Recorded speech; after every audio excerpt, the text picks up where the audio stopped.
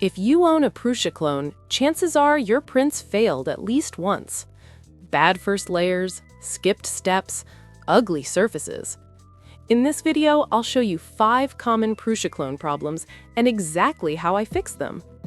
Welcome to Clone Print Lab, where we fix, tune, and push 3D printer clones to their limits. Let's start. Problem number 1, a bad first layer. This is the most common issue with Prusa clones. Bed leveling, Z offset. The fix was simple. I re-leveled the bed manually, then adjusted the Z offset in small steps, 0.05 millimeters at a time. Fix, manual leveling plus Z offset tuning. Problem number 2, inconsistent extrusion. Layers look uneven, sometimes under-extruded. Extruder tension, filament path.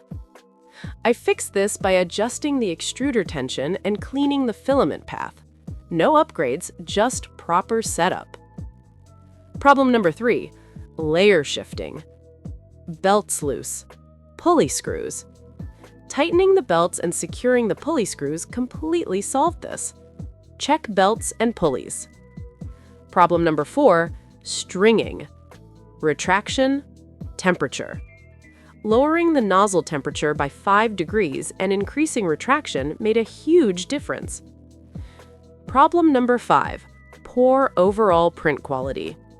The real fix was slowing down. Prusa clones don't always like high speeds out of the box. Lower speed equals better quality. If this video helped you, subscribe to Clone Print Lab for more Prusa clone fixes. Like the video and let me know in the comments what problem you're facing with your printer.